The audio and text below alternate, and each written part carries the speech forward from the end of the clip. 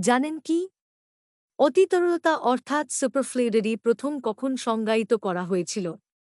সাধারণত তরল প্রবাহ করতে একটি প্রচেষ্টা লাগে। যাই হোক, এই আচরণ সত্যিই কম তাপমাত্রায় পরিবর্তিত হয়।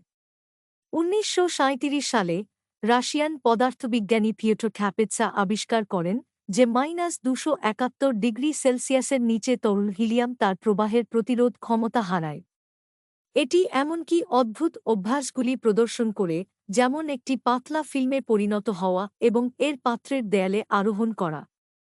ক্যাপেৎসা তার ফলাফল প্রকাশ করেন ১৯৩৮ সালে।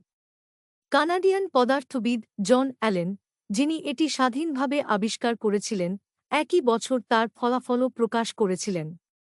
হিলিয়ামে অতিতরলতা দেখা দেয় যখন হিলিয়ামের দুটি আইসোটোপ হিলিয়াম-৩ এবং হিলিয়াম-৪ ক্রায়োজেনিক তাপমাত্রায় -১৫০ ডিগ্রি থেকে -২৭৩ ডিগ্রি সেলসিয়াস ঠান্ডা হয়ে তরলীকৃত হয়।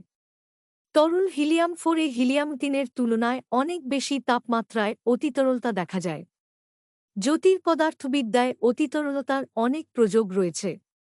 -২৭১.৪ ডিগ্রি সেলসিয়াসে সুপারফ্লুইড হিলিয়াম ১৯৮৩ সালে একটি বিশেষ ডিভাইসে এবং ইনফ্রারেড সেন্স সহ অ্যাস্ট্রোনমিক্যাল পর্যবেক্ষণের জন্য অন্যান্য অনেক ডিভাইসে ব্যবহৃত হয়েছিল।